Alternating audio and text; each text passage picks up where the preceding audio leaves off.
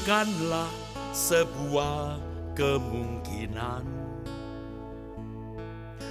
tapi dalam dekat kepastian. Ada saat detak jantungku, detak jantungmu tiada berirama, tarikan nafas pun tak terhela. Kelopak mata redup terpejam, sudahi kelana kehidupan. Tubuh menjadi dingin, kaku tidak bernyawa, sukma pun terhempas masuk lorong yang tiada batas. Perkarakan dirimu, kemana engkau pulang? Mungkinkah ke padang gersang tak bertepi? Di sana tiada mentari dan tiada lagi bintang, dalam jurang gelap kengerian. Yang aku tahu pasti, kemana aku pulang?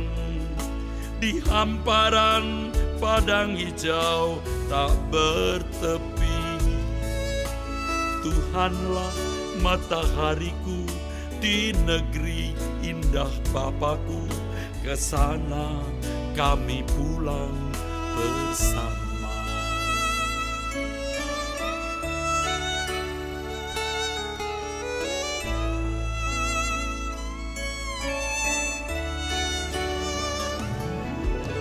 Setiap insan terima panggilan, hari ini atau esok lusa.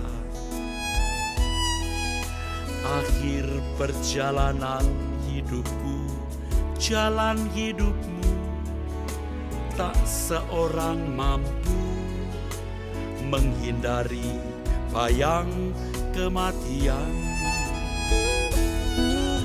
Wahai kamu yang sedang bersuka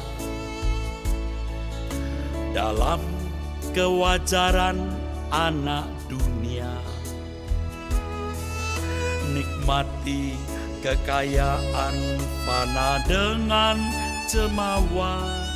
Suatu saat pasti semua sirna, tak berharga lagi.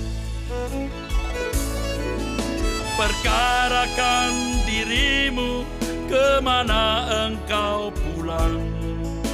Mungkinkah ke padang gersang tak bertepi? Di sana tiada mentari dan tiada lagi bintang, dalam jurang gelap kengerian. Yang aku tahu pasti, kemana aku pulang? Di hamparan padang hijau tak bertepi. Tuhanlah matahariku di negeri indah Bapakku, ke sana kami pulang bersama. Perkarakan dirimu, kemana engkau pulang?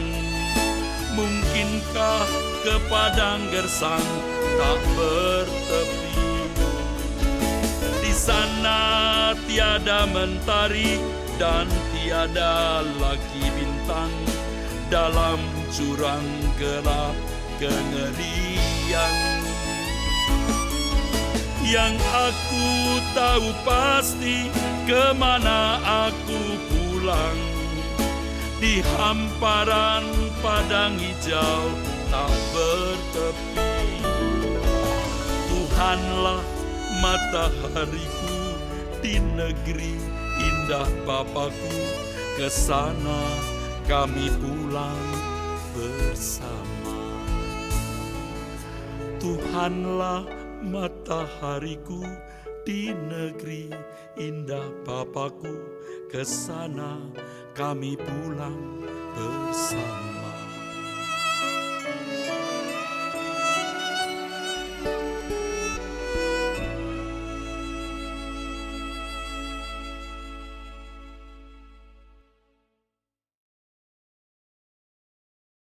Bapak Ibu Saudara sekalian, seiring dengan pertumbuhan rohani kita,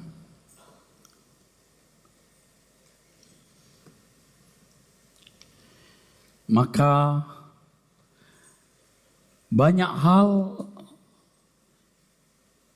yang harus didefinisi ulang di dalam pengertian kita. Redefine, di-redefine. Dan memang ada hal-hal yang bisa cukup mengejutkan saudara dari definisi ulang atau redefine ini.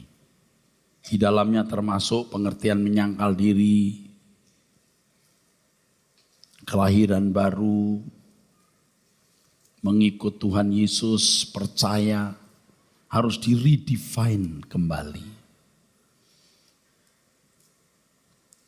Dan salah satu yang penting yang harus diingatkan kepada Bapak Ibu, saudara-saudara sekalian, bahwa kekristenan itu bukan jalan yang mudah. Dan ini yang banyak dilupakan oleh gereja dan orang percaya. Kekristenan lebih berwajah seperti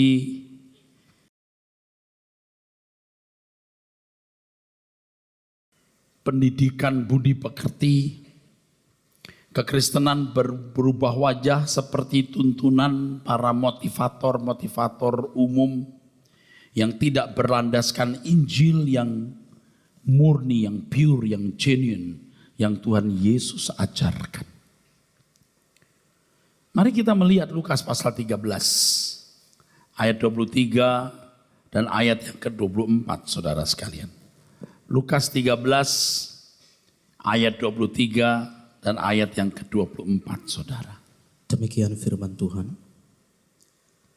Dan ada seorang yang berkata kepadanya, Tuhan, sedikit sajakah orang yang diselamatkan?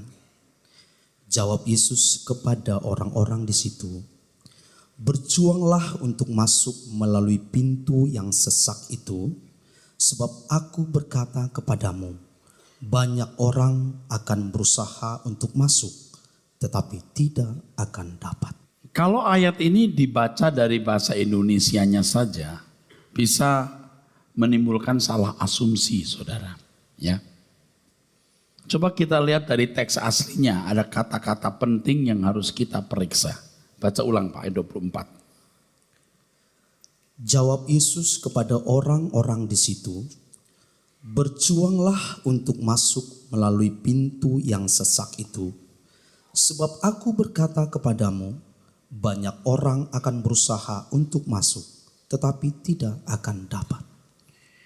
Kata berjuanglah dengan kata berusaha itu beda. Berjuanglah masuk jalan sempit, karena banyak orang berusaha tapi tidak dapat. Ini beberapa teolog atau aliran teologi tertentu mengartikan bahwa yang berusaha saja tidak bisa masuk. Jadi percuma berjuang. Sebab keselamatan itu ditentukan oleh Tuhan, siapa yang selamat, siapa yang binasa. Saudara harus melihat kata berjuang di situ, saudara.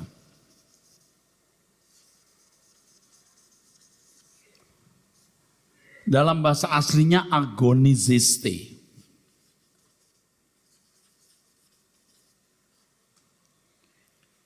Sedangkan kata banyak orang berusaha tapi tidak masuk, kata berusaha dalam bahasa aslinya zete sausin. Ini bisa berarti wish, berharap, bisa berarti desire, merindukan. Juga memang bisa berarti seek, mencari.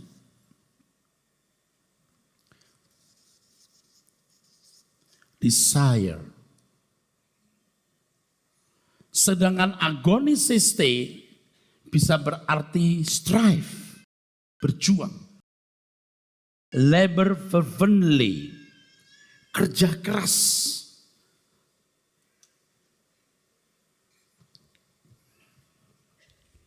Struggle, strive. Labor fervently, kerja keras. Tentu saudara hari ini ke gereja dengan maksud supaya memiliki yang orang sering katakan sebagai pegangan. Pegangan. Di dunia juga perlu perlindungan dan berkat Tuhan dan mati masuk surga. Tidak ada yang berharap, desire, berkerinduan atau mencari neraka. Tidak ada. Tetapi kalau saudara hanya berharap, saudara hanya berkerinduan masuk surga, Anda belum tentu masuk. Sebab harus berjuang. Agonisiste, strive. Hal ini menunjukkan bahwa kekristenan itu perjuangan. Justru ketika seseorang menjadi Kristen, hidupnya akan menjadi sulit, akan menjadi sukar, karena ada perjuangan tersebut. Nah, perjuangan apa ini, saudaraku? Perjuangan apa ini? Ini maksudnya, saudara. Kalau kita melihat Yohanes pasal 1, ayat 12-13. Mari kita baca, saudara. Yohanes pasal 1, ayat 12-13. Tetapi semua orang yang menerimanya diberinya kuasa supaya menjadi anak-anak Allah. Supaya menjadi anak Allah. Jadi tidak otomatis menjadi anak Allah. Yaitu mereka yang percaya dalam namanya. Ya, yang menerima, yang mengakui Yesus adalah penguasa yang menciptakan langit dan bumi. Yang pada mulanya firman itu. Firman bersama-sama dengan Allah dan firman itu adalah Allah. Segala sesuatu dijadikan dia. Tanpa dia tidak ada sesuatu yang jadi. Yang percaya bahwa Yesus itu adalah bagian dari Elohim. Bahwa Allah itu jamak. Ada Bapa, ada Anak, dan Anak yang menciptakan langit dan bumi. Alkitab mengatakan kalau seseorang menerima ini diberi kuasa. Kuasa supaya. Jadi tidak otomatis, saudaraku. Tidak otomatis. Disinilah perjuangan tersebut. Tidak ada agama di dunia yang mengajarkan umat itu adalah anak dari Allah yang disembah.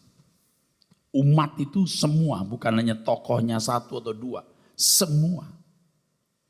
Tuhan Yesus itu anak tunggal Bapa yang diberi kuasa menciptakan langit dan bumi. Yang menjadi bagian dari Allah Elohim atau lembaga Allah yang namanya Elohim yang disebut Yahweh. Dan orang yang menjadi umat pilihan, ini tidak banyak, saudara dan saya termasuk umat pilihan, diberi kesempatan untuk menjadi anak-anak Allah. Saudara bagi Yesus, Yesus menjadi yang sulung. Seperti seorang kaisar besar yang punya banyak anak, anak sulungnya menjadi raja, maka semua saudara-saudara yang lain harus tunduk menyembah dan melayani. Kira-kira begitu, saudara. Kita ini adalah manusia dengan kodrat dosa.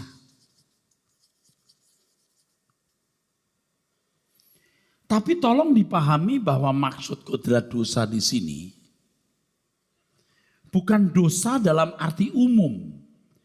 Kalau Alkitab menggunakan kata yang paling banyak adalah hamartia. Hamartia. Kata ini tidak ada unsur kejahatan sebenarnya, hanya Dari etimologi, dari asal usul kata hamartia hanya berarti meleset. Manusia hidup dalam kodrat dosa artinya manusia tidak mungkin sempurna. Pasti meleset. Meleset.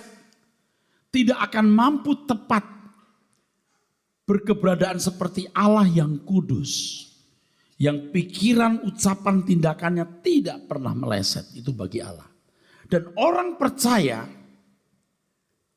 dipanggil untuk menjadi manusia yang berkodrat ilahi. Jadi tidak heran saudaraku, kalau Tuhan Yesus berkata kamu harus sempurna seperti Bapa. Yang kau pikirkan, kamu ucapkan, kamu lakukan selalu sesuai dengan pikiran perasaan Allah. Ini di sini. Itulah sebabnya dikatakan jalan sempit tadi. Dan untuk mencapai ini harus dengan perjuangan. Tidak bisa terjadi secara otomatis. Makanya jadi Kristen tidak boleh. Jadi Kristen biasa-biasa saja atau ekstrim. Juga tidak boleh. Tetapi harus menjadi Kristen yang sangat ekstrim. Kalau tidak akan sampai. Kodrat dosa ini kodrat meleset. Orang yang hidup dalam kodrat dosa belum tentu dia menjadi seperti binatang. Dia bisa berbuat baik, dia bisa bermoral, dia bisa hidup santun, tapi pasti meleset. Tidak mungkin bisa tepat. Nah, kekristenan itu merubah saudara dari kodrat manusia menjadi kodrat ilahi. Jika sampai pada titik ini, itu baru disebut sebagai anak Allah. Jadi sebutan anak Allah itu bukan sebutan murahan yang sembarang orang Kristen bisa menyebut dirinya anak Allah. Jangan sampai nanti Tuhan berkata aku tidak kenal kamu. Jangankan saudara jemaat. Pendeta sudah mengusir setan, mengadakan banyak mujizat dan bernubuat pun bisa ditolak oleh Allah. Supaya menjadi anak Allah. Berkeberadaan berkodrat ilahi. Dan ini merupakan proses. Jika seorang berkodrat ilahi, baru orang-orang seperti ini pantas saudaraku sekalian menyatakan diri atau dinyatakan sebagai telah lahir baru atau hidup baru. Kalau hanya sekedar dari orang berdosa yang hidup dalam perjudian, perzinahan, pembunuhan, lalu menjadi Kristen, ke gereja, belum tentu hidup baru itu. Yang baru itu status moral umumnya. Dari agama lain jadi orang Kristen. Jangan sudah berkata dia sudah lahir baru. Belum tentu. Tidak sederhana dan simpel seperti itu saudara. Selama ini kita memahaminya secara simpel, lalu kita berkata malaikat di surga bersorak-sorai karena satu orang bertobat. Enggak simpel begitu. Harus sampai diubahkan dari manusia berkodrat dosa sampai berkodrat ilahi, baru masuk menjadi anggota keluarga kerajaan. Kita ini memang umat pilihan yang dikhususkan, yang targetnya adalah menjadi anggota keluarga kerajaan, saudara. Bukan sekedar menjadi orang Kristen atau orang beragama yang baik-baik. Banyak orang beragama yang nanti masuk surga, tapi anggota masyarakat. Banyak orang di luar Kristen juga yang berbuat baik, bahkan punya kebaikan yang cukup menakjubkan. Apa yang mereka lakukan terhadap orang lain yang membutuhkan pertolongan, itu dianggap sebagai perbuatan mereka kepada Tuhan sendiri. Mereka bisa mendapat bagian menjadi anggota masyarakat kerajaan surga. Mereka boleh hidup kembali menjadi anggota masyarakat kerajaan surga. Tetapi orang Kristen itu bukan hanya dipanggil menjadi orang yang termasuk terhisap anggota masyarakat kerajaan surga. Tetapi kita ini ditargetkan menjadi anak-anak Allah yang akan dimuliakan bersama Tuhan Yesus. Jadi memang harus berkeadaan sebagai anak-anak Allah. Yang standarnya Tuhan Yesus sendiri. Itulah sebabnya orang Kristen harus sampai tingkat hidupku bukan aku lagi, tapi Kristus yang hidup di dalam aku. Matius pasal 16 ayat 24.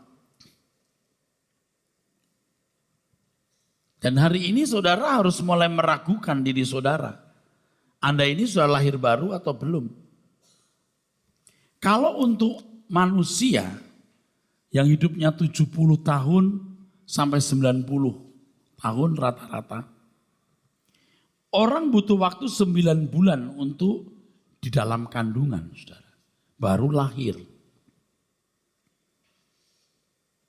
Ada masa inkubasi ya di dalam perut atau dalam rahim atau rahim ibu. Tetapi untuk kekekalan perlu waktu berapa tahun? Untuk menjadi manusia baru. Manusia baru di dalam Tuhan. Yang kenikmatan hidupnya bukan lagi dunia ini. Yang bisa menghayati bahwa dunia bukan rumahnya. Yang seluruh tindakan dan perilakunya nyaris tidak ditemukan salahnya. Sampai benar-benar tidak ditemukan salahnya. Di matanya dunia sudah tidak indah lagi. Tetap harus bekerja, tetap harus berprestasi dan berkarya. Tetapi semua dikerjakan untuk kerajaannya. Kerajaan Allah Bapaknya. Lahir baru itu bukan sesuatu yang sederhana. Jadi hari ini saya menyadari bahwa ketika saya menjadi mahasiswa sekolah teologi, bahkan menjadi dosen, belum tentu sudah lahir baru waktu itu. Saya sadar dengan keduniawian yang masih melekat di dalam diri saya. Tetapi seiring perjalanan waktu baru mengerti. Harus meredefine kembali saudara. Ayat 24 mari kita lihat. Lalu Yesus berkata kepada murid-muridnya, setiap orang yang mau mengikut aku, ia harus menyangkal dirinya, memikul salibnya dan mengikut aku. Menyangkal diri tentu bukan berarti namanya Agus mengaku Rudi, bukan itu. Tetapi yang selama ini dipahami, mau marah, dia menahan marah, menyangkal diri. Ya. Mau balas dendam, lalu tidak balas dendam, menyangkal diri. Menyangkal diri tidak begitu. Kalau begini ini masih dalam standar agama-agama pada umumnya. Yang namanya pertarakan sama. Tidak marah. Berhenti pergi ke tempat perjudian atau perzinahan. Itu belumlah menyangkal diri. Menyangkal diri artinya menyangkal kemanusiaannya. Semua yang berunsur menikmati dunia dan menikmati diri sendiri harus diganti dengan menikmati Tuhan. Itu baru namanya benar-benar menyangkal diri. Di dalam Injil Yohanes dikatakan bahwa orang-orang menganggap perkataan Tuhan Yesus itu keras. Waktu Tuhan berkata dagingku benar-benar makanan, darahku benar-benar minuman. Keras. Sebenarnya bukan keras tapi konflik antara keinginan mereka agar Tuhan Yesus jadi raja mereka, sebab ratusan tahun mereka tidak punya kerajaan. Bahkan yang memerintah mereka waktu itu Raja Herodes itu orang Edom, bukan orang Yahudi. Mereka ingin bebas dari perbudakan, penjajahan bangsa asing. Mereka tidak menemukan sosok sehebat Yesus ini yang dikdaya, yang sakti. Air jadi anggur, orang buta melihat, orang mati bangkit, orang sakit sembuh. Nah, mereka sangat berharap, expect. Ada high expectation supaya ini jadi raja. Tapi Tuhan mengatakan darahku minuman, dagingku makanan. keras. Keras dalam arti bertentangan, tidak cocok. Mereka mau menikmati kehidupan nyaman di bumi ini, tetapi Tuhan Yesus mengajarkan penderitaan dan kenikmatan di dunia akan datang. Ini konflik, saudaraku. Nah, orang yang menyangkal diri, orang yang melepaskan keinginan menikmati hidup seperti manusia pada umumnya menikmati hidup. Dan ini perjuangan, tidak mudah. Coba kita baca ayat 21. Sejak waktu itu, Yesus mulai menyatakan kepada murid-muridnya bahwa ia harus pergi ke Yerusalem dan menanggung banyak penderitaan dari pihak tua-tua, imam-imam kepala, dan ahli-ahli Taurat, lalu dibunuh dan dibangkitkan pada hari ketiga. Tetapi Petrus menarik Yesus ke samping dan menegur dia, katanya, "Tuhan, kiranya Allah menjauhkan hal itu.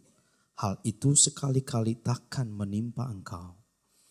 Maka Yesus berpaling dan berkata kepada Petrus, "Enyahlah iblis, engkau suatu batu sandungan bagiku, sebab engkau bukan memikirkan apa yang dipikirkan Allah, melainkan apa yang dipikirkan manusia." Nah, jadi ini sebelum bicara soal menyangkal diri dong.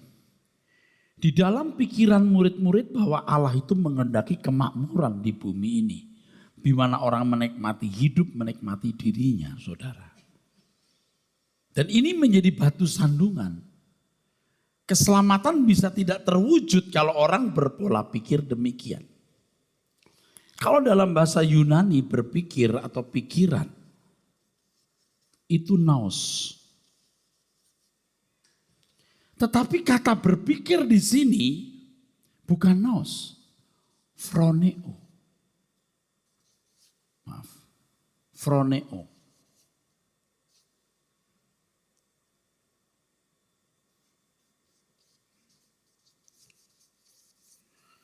Ini cara berpikir. Cara berpikirmu ini mengganggu. Engkau tidak bisa selamat kalau punya cara berpikir begini. Artinya selamat ini dikembalikan ke rancangan semula serupa dengan Yesus seperti Bapa di surga.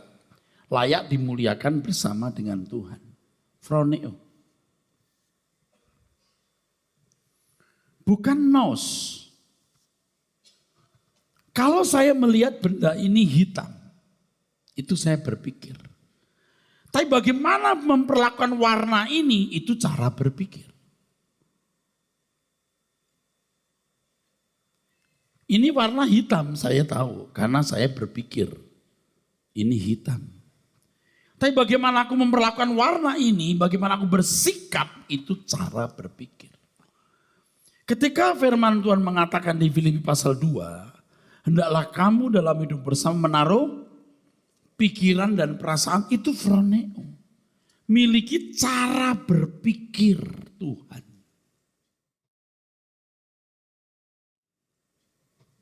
Jadi kodrat dosa itu cara berpikir manusia. Ini bukan berarti orang lalu jadi jahat seperti binatang, bisa baik-baik. Karena cara berpikir itu bisa dilatih, dididik sejak kecil. Di masyarakat yang baik, yang santun, orang bisa disantun.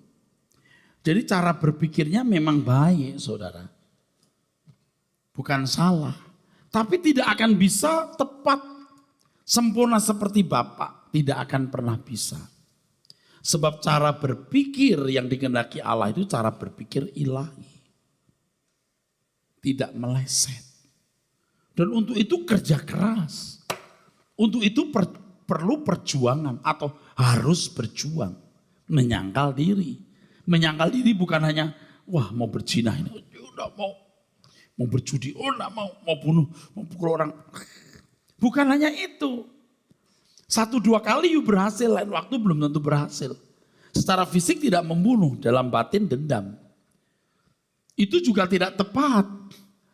Hidup keagamaanmu kalau tidak lebih besar tidak lebih baik dari ahli Taurat dan orang Farisi, kamu tidak masuk surga. Hidup keagamaan di sini dalam bahasa aslinya dikaiosunen, artinya kebenaran yang bertalian dengan apa yang kelihatan maupun yang tidak kelihatan. Kebenaran yang bertalian dengan perbuatan, baik yang kelihatan maupun yang tidak kelihatan, itu dikaiosunen. Dikaiosunenmu harus lebih dari ahli Taurat dan orang Farisi. Itu di dalam Matius pasal 5 ayat yang ke-20. Orang Kristen, orang percaya ditargetkan untuk sempurna seperti Bapa, maksudnya memiliki nurani ilahi, saudaraku. Kalau sudah sampai di nurani atau cara berpikir, itu orang sudah tidak akan bisa meleset lagi, saudara. Tidak akan bisa meleset. Kristen itu tidak bisa dibandingkan, dikompar dengan agama lain. Karena kekristenan itu jalan hidup. Jalan hidup yang tidak berpedoman pada hukum, tapi pada pikiran dan perasaan Allah sendiri. Di kemuliaan Tuhan. Ngomong begini ini sebenarnya berat. Karena saya akan dituntut orang di sekitar saya. Apakah saya juga memperagakan hidup seperti ini? Berat, saudara. Tapi tidak ada pilihan. Kita harus berani meredefine kembali. Tadi soal kelahiran baru misalnya. Jangan merasa sudah lahir baru. Ada yang baru itu cuma agama, cuma moral umumnya. Tapi manusia batiniahmu belum berubah. Engkau belum bisa berkata hidupku bukan aku lagi. Mau ngotot bagaimana juga gak bisa. Ini struktur permanen manusia, ini roh. Dalam bahasa Ibrani yang digunakan bukan hanya ruah, roh, tapi juga nesyama. Alkitab mengatakan roh manusia pelita Tuhan. Artinya roh ini bisa menuntun manusia seperti Tuhan menuntun dirinya. Hebat ya, beri kemuliaan dulu buat Tuhan. Dan umat pilihan dilatih untuk itu. Oleh sebab itu gini, apa yang banyak dilihat, didengar, memberikan atau membuat sirkuit di dalam jiwa. Dan apa yang paling banyak diterima dan dianggap baik itu mewarnai nurani. Ini phroneo. Kata lain phroneo itu sunaidesis. Sunaidesis. Jadi di sini ada dua kata, satu phroneo, satu sunaidesis. Ini nurani, ini cara berpikir. Di dalam pikiran, dalam jiwa kita ada pikiran dan perasaan, betul. Tapi apa yang masuk di sini juga unsurnya ada yang dipikirkan dan dirasakan, ini perasaan di sini. Kalau sudah menjadi phroneo, itu sudah tidak bisa diubah atau sulit diubah. Kalau seseorang ya mengecap sesuatu, enak. Dia akan mengecap lagi. Kalau anak-anak kita dikasih makan buah, nggak suka dihajar terus, tetap akan suka nanti. Dari kecil. Jangan setelah besar baru dikasih buah. Dan nggak suka karena kecil kasih terus. Cunyo. Ini makanan di lidah, belum di jiwa. Punya barang bagus, maknyus, senang. Dipuji, maknyus, apalagi. Dan segala kenikmatan, belum makan, minum, seks, dan lain sebagainya. Itu menjadi kebutuhan, jadi candu. Sehingga waktu dia bertambah dewasa, dia seperti berhutang kepada ini. Sate, cunyo, ikan, berhutang dia. Ini ke tubuh, ke jiwa, kehormatan, barang branded, rumah mewah, maknyus. Tidak melanggar hukum, tidak melanggar hukum itu. Tetapi apakah sepikiran dengan Allah? Ini yang dirubah, Pak. Nah, ini yang saya sebut sebagai monster.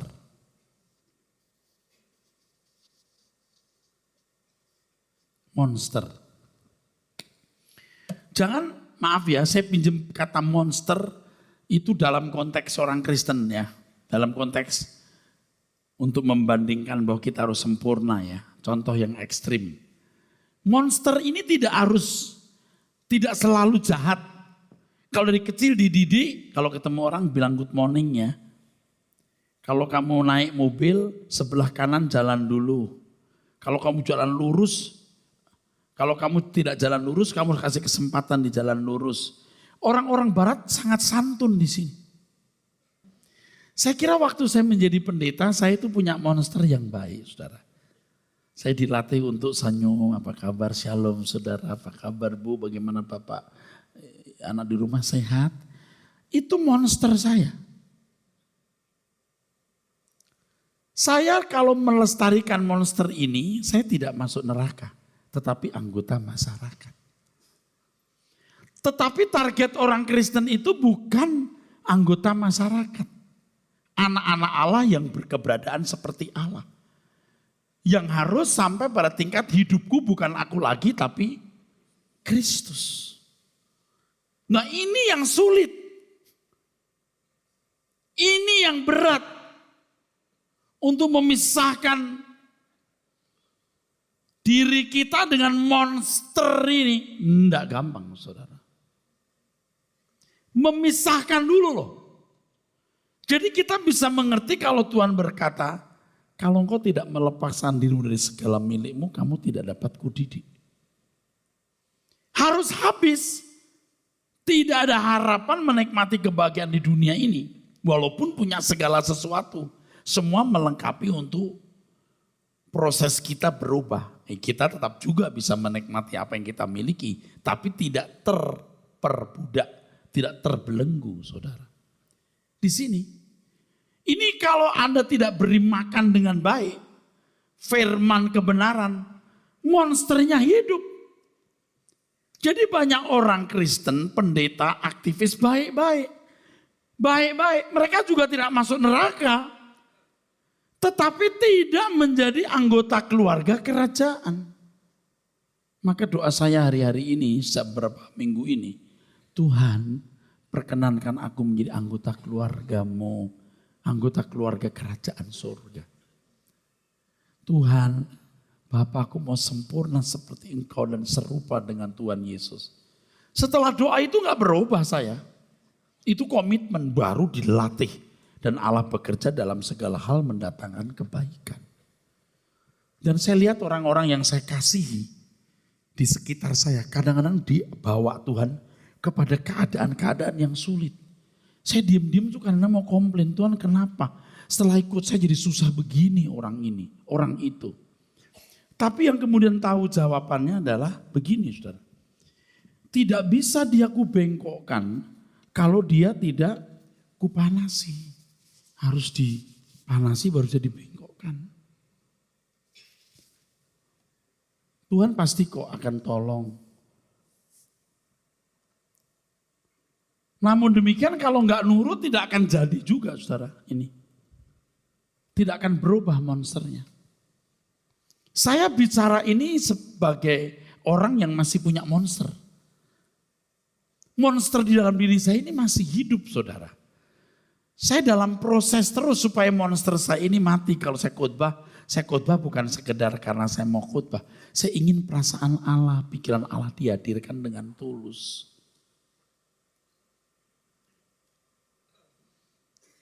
Amin enggak? Sampai pada hidupku bukan aku lagi tapi Kristus. Saya menyadari kapan monster itu hidup lagi gitu. Waktu ketemu orang dalam situasi tertentu, saya ucapkan kata-kata yang mestinya Tuhan tidak nyaman dengan perkataan itu. Tidak salah, tapi ini monsterku. Kalau Tuhan mau, kalau kehendak Tuhan tidak ngomong begini saya. Itu saya masih menjumpai itu saudara. Tadi saja saya ketemu orang ngomong-ngomong terus satu kalimat saya ucapkan terus saya bilang, wah itu tadi gak boleh saya ngomong tuh. Itu monsterku tadi itu. Kalau nggak berjaga-jaga, lolos juga kita, saudara. Nah saya khawatir, saya takut ada tingkat level di mana orang tidak bisa berubah lagi. Kemarin saya singgung mengenai satu peristiwa yang benar-benar terjadi di India yang ditulis di National Geographic. Anak kecil yang kemudian hari diketahui sakit ayan. Tapi karena miskinnya keluarga itu sejak bayi, sejak kecil taruhnya di bawah ranjang. Padahal bawah ranjang keluarga miskin ini tempat ayam-ayam juga, saudara. Sampai umur 17 tahun. Ya, saya ingat saya 17 tahun. Ditemukan orang setelah orang tuanya meninggal. Anak ini tidak bisa jalan seperti orang lain. Tangannya begini. Jalannya kayak ayam. Makannya tidak bisa pakai tangan, dia patok pakai kepala. Kalau ada ayam diganggu, hus, ayam kan jadi stres ya. Dia ikut lari seperti ayam. Jadi naluri ayam yang dimiliki. Lalu direhab. Satu kali tidur, dibuka pintu di kamarnya, dilihat apa yang terjadi. Ternyata dia tidak bisa tidur terlentang. Dia tidurnya seperti ayam. Coba saudara. Ini bukan dongeng. Sampai pada level tertentu gak bisa dirubah. Nah kalau saudara terus begini, dipuji itu senang. Punya barang itu enak. Anda tidak menikmati Tuhan, aduh, monstermu tidak pernah mati. Saya berdoa begini, Tuhan memang ini seperti memaksa Engkau, aku minta maaf. Memang ini harus proses tapi aku mohon, tolonglah agar aku bisa kecanduan Tuhan.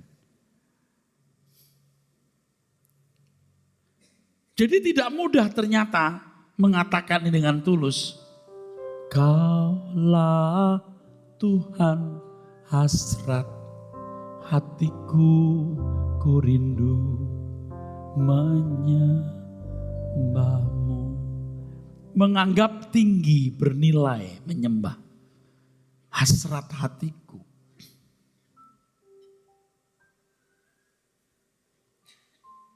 Saya bukan mengancam orang-orang tua yang ada di sini. Tetapi Bapak Ibu mesti mempertimbangkan Anda sudah lahir baru belum.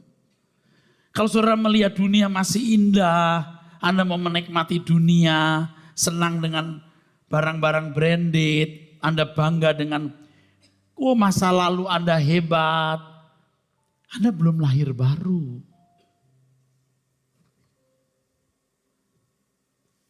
Kalau untuk umur 70 sampai 90 tahun dibutuhkan berapa tadi? 9 bulan. Tapi untuk kekekalan sepanjang umur hidup saudara. Sampai titik di mana Anda tahu, aku jadi manusia baru.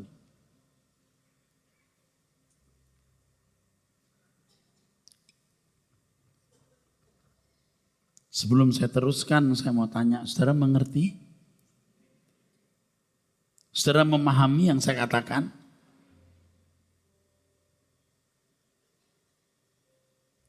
Galatia pasal 2, 19 dan 20.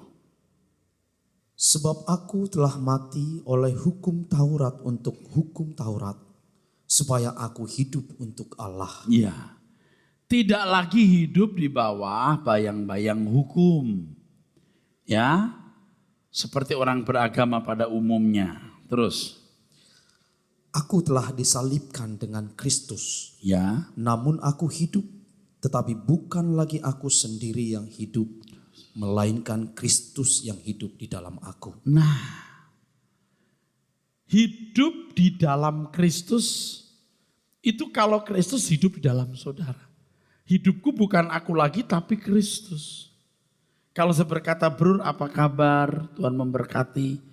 Itu bahasa kesantunan yang memang saya sudah latih dari muda.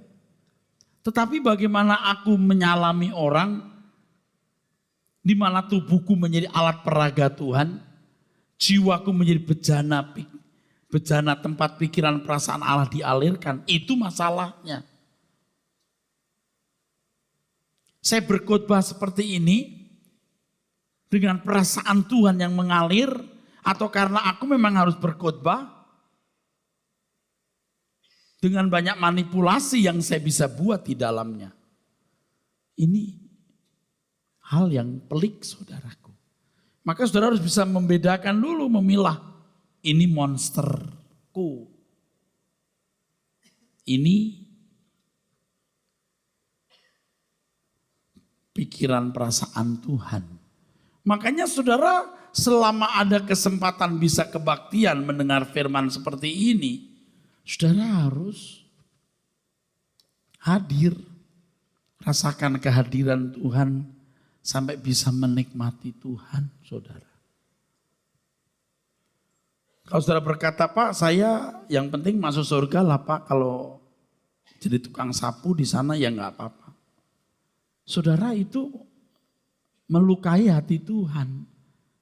Seperti orang tua yang bekerja keras supaya anaknya sekolah, bisa mencapai tingkat akademisi yang tinggi. Lalu saudara berkata, Mam udah lulus SMP aja.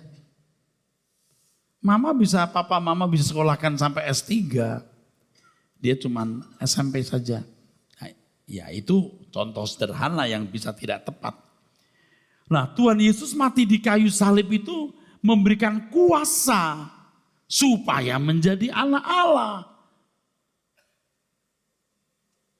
Jadi target yang dicapai itu supaya menjadi anak Allah. Bukan sekedar menjadi orang baik, saudara.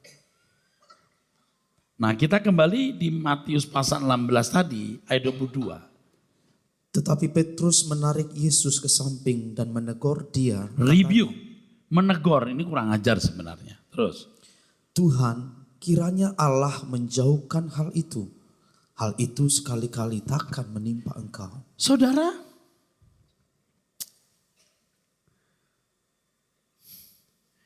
Petrus merasa bahwa ide yang dia miliki itu yang benar dari Allah. Di dunia diberkati, menikmati hidup. Tuhan maunya begitu. Enggak salah untuk umat perjanjian lama. Memang begitu maksudnya. Bagaimana mereka mendiami tanah leluhurnya, menikmati segala kelimpahan tanah leluhurnya. Tetapi tidak untuk umat perjanjian baru. Itulah sebabnya yang paling menghalangi Tuhan Yesus itu cara berpikir yang salah ini, froneo yang salah ini. Dan cara berpikir saudara ini sebagian salah. Karena udah enak. Sampai terbelenggu, sampai enggak bisa lepas. Kalau Bapak Ibu belajar terus, maka saudara akan berubah. Di sini diajarkan saudara menjadi murid Yesus Tuhan kita secara langsung. Saya hanya menstimulit di sini, memberikan firman, lalu tiap hari Anda harus berjalan dengan Tuhan. Itulah sebabnya saya katakan 30 menit berdoa. Dengarkan sini khotbah saya. Akan memandu saudara bagaimana menjadi murid Tuhan Yesus. Anda harus dibina Roh Kudus langsung dalam hidup sehari-hari. Supaya cara berpikir saudara berubah. Apa salahnya sih buat begini Pak? Apa salahnya sih Pak beli ini, punya itu? Enggak salah. Lalu kita menikmati, enggak salah. Itu untuk umat perjanjian lama dan manusia pada umumnya. Tapi saudara mau menjadi anak Allah yang berkeberadaan sebagai anak Allah, itu beda. Baca terus. Maka Yesus berpaling dan berkata kepada Petrus, "Enyahlah iblis, engkau suatu batu sandungan bagiku.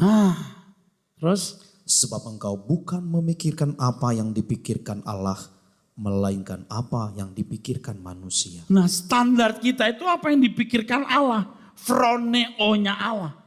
Maka di Filipi 2 ayat 5 dikatakan, hendaklah kamu dalam hidup bersama menaruh pikiran dan perasaan yang terdapat juga dalam Kristus Yesus. Ini sulitnya menjadi Kristen. Harus strive, agonisiste, harus berjuang Saya sudah menemukan orang-orang Kristen yang pintar khotbah, ya ngomong atau rasa dirinya sudah benar. Dia itu masih dengan monsternya. Saya harus mengakui waktu saya belum diubah Tuhan seperti ini, itu monster saya yang bergerak. Tapi Tuhan dalam kesabaran yang begitu hebat menuntun saya. Ya memang kalau saya tidak berubah bukan berarti lalu saya masuk neraka. Monster yang baik ini masih bisa dilayakkan masuk kerajaan surga sebagai anggota masyarakat. Tapi anak-anak Allah nggak boleh punya monster. Hidupnya bukan aku lagi, betul nggak tadi? Bukan dia lagi, karena dia telah dibeli dengan harga lunas dibayar.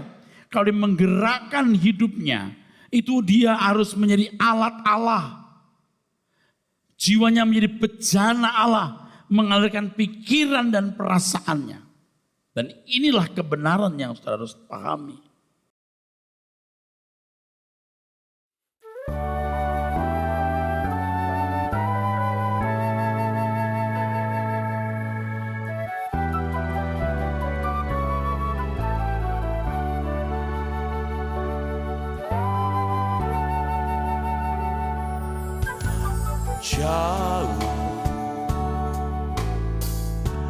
Jauh di sana rumah Bapakku,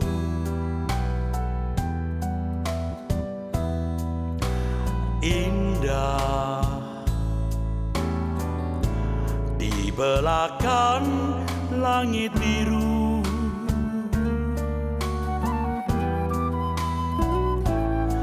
Rindu hati ke sana dan segera jumpa dengan Tuhanku. Negeri yang permai, semua saling menunggu.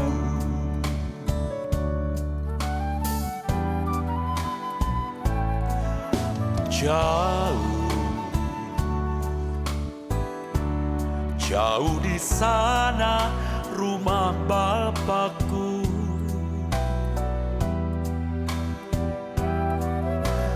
indah di belakang langit biru.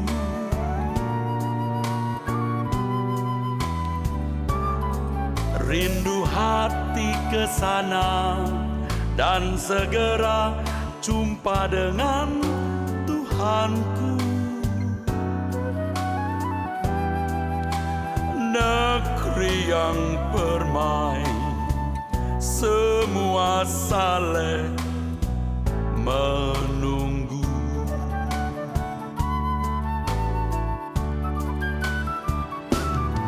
Tiada yang ku nanti lagi, apapun di bumi ini.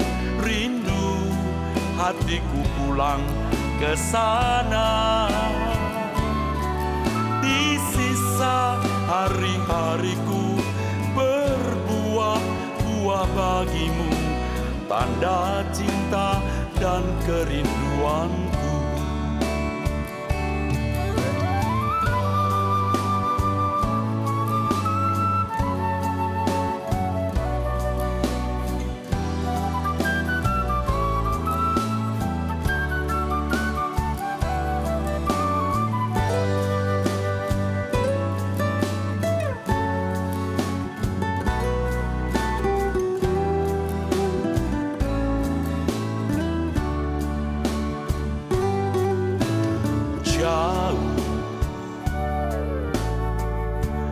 Jauh di sana rumah Bapakku,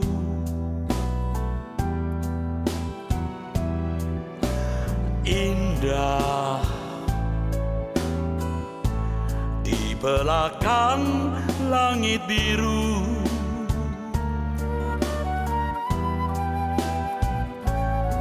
Rindu hati ke sana dan segera jumpa dengan Tuhanku.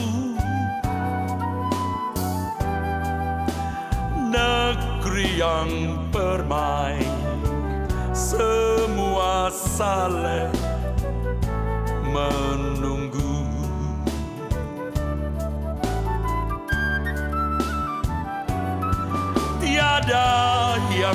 nanti lagi apapun di bumi ini, rindu hatiku pulang ke sana. Di sisa hari-hariku berbuah-buah bagimu, tanda cinta dan kerinduanku. Tiada yang ku nanti lagi apapun di bumi ini, rindu hatiku pulang ke sana. Di sisa hari-hariku berbuah-buah bagimu, tanda cinta dan kerinduanku. Tanda cinta dan kerinduanku.